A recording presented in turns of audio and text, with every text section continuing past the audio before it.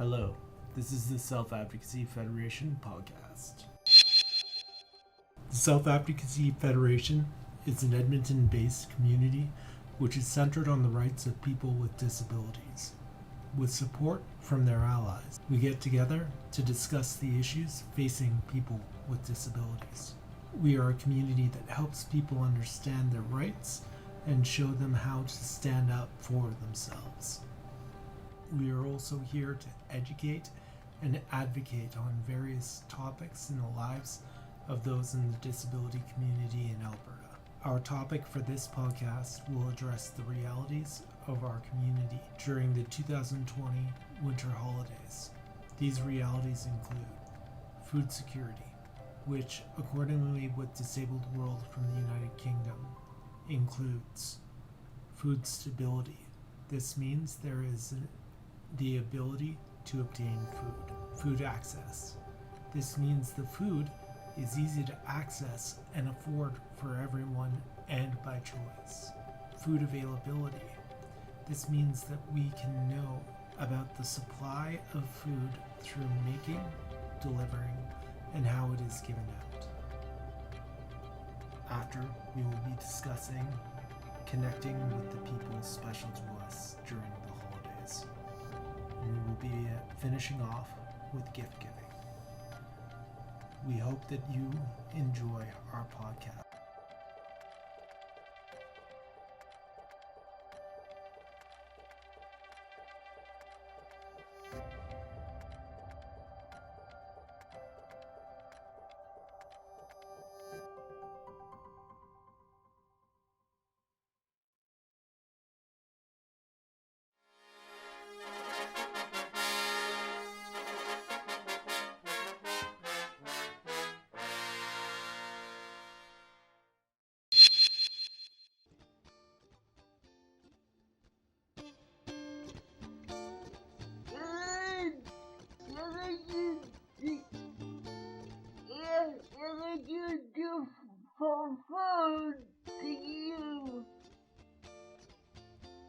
Will you have enough food this holiday?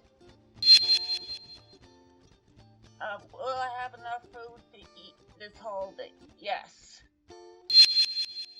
It's a matter of making choice, right? Some years we'd get 2 or 3 boxes of Christmas oranges over the core season, whereas I think this year we've only gotten 1. I've got some fancy recipes I'd like to try for Christmas breakfast, but I'm trying to figure out what they'll cost and what portions I'll use so that it works. Because there's one that if I made a whole big pan, it would take 2 blocks of cream cheese, and I can't afford that.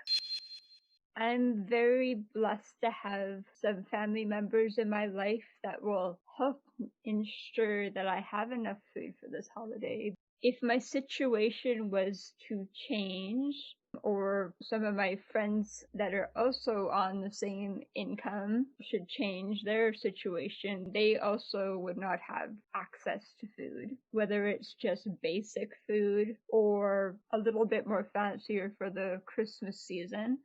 Basically, the pandemic has made food prices inflate, and there was food inflation even before the pandemic.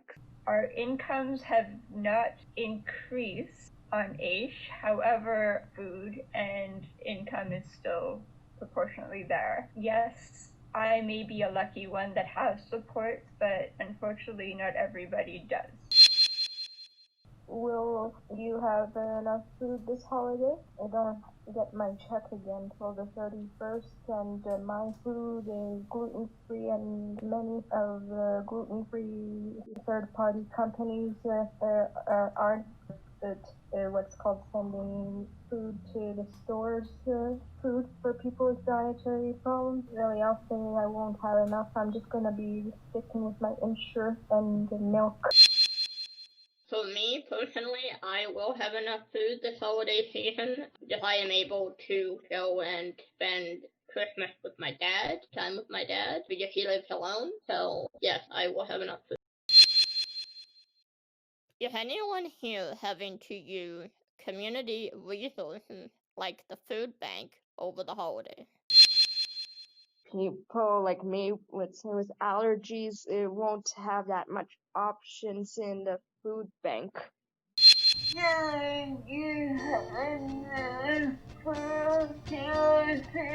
To go for holidays. What changes have you made so that you can connect with the people that are special to you over the holiday? Well, because of COVID, this Christmas, my grandma said would be small. We won't be seeing my cousins except at the door where we go drop off their presents. So Christmas is going to be very small. We're just going to spend it as a family, or what is considered a small cohort that we built at the beginning of the pandemic. Well, because of COVID, I have been spending a lot of time on the farm with Mom and Dad, and it's been hard to visit other family members, including the nieces and nephews. So that's kind of difficult, not able to see other people. Home at the farm a lot, not going very far, unless necessary. So it's kind of pared down a bit. Usually my parents leave for Vegas around the middle of November, and they spend their winters in Vegas. So, of course, because of COVID, they have not gone south for the winter, and they're still here in Sherwood Park. And because I live alone, they're my two outside contacts. So I will be spending Christmas at my parents' place. My mother's allergic to turkey, but we have it twice a year at Thanksgiving if they're here for Christmas. In 2018, they offered to fly me down to Vegas for Christmas, but I said absolutely not. Go to that country with you-know-who as president. For the first time in several years, I will be spending Christmas with my parents. My brother and his wife were supposed to come join us, but they recently had a bout of COVID, so it's just going to be my parents and myself. I guess that's the upside of the pandemic for my family. We usually do a gift exchange, each draw a name. Instead of spending $100 this year, we're each spending $20. Well, what's changed for me over the holidays is, as they said, with this pandemic among us, we usually get my two sisters and their families, but this year is going to be a lot different. I'm living with one of my sisters, and it's only going to be me and her little guy, her son, for Christmas dinner. That's the only thing that's going to change for me for Christmas. It's pandemic. How do you shop for gifts? I will go to talk about this one. Christmas shopping for me is very hard because with this pandemic going up and that, it's very hard going out and doing my shopping. But one of my sisters is saving money for me to help me out. So I got her to do my Christmas shopping for me because it is very hard for me to get out and do it with the stores, people, and the pandemic. Gift shopping has changed for me immensely. I'm used to physically going out to the stores, not only being able to go into the store, also finding items on the shelf. Due to the pandemic, there's restrictions on accessing buildings and limitations and healthcare worries. So accessing stores physically and supporting businesses locally is not really feasible for myself with health conditions. So I'm forced to either have somebody else do the shopping for me physically or ordering items online, which generally comes with delivery fees or a minimum of purchase. So that financially is a strain for me. I just ordered everything on Amazon. I mean, usually I would go to the mall and in like November or October and do all of my Christmas shopping, but not this year. I just did it all on Amazon.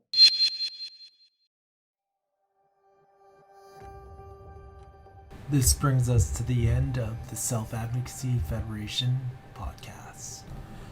To keep up to date with what is going on with the Self-Advocacy Federation Podcast or our self-advocacy community, our website is, and with no spaces, www.selfadvocacyfederation.ca.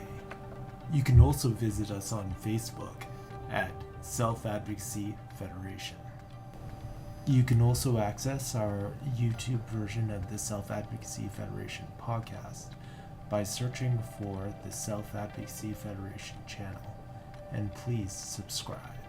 As a parting note, my friends, we are delighted that whether you are out and about or in the comfort of your home or wherever your adventures are taking you, we are delighted that you took a part of your day to listen to our podcast.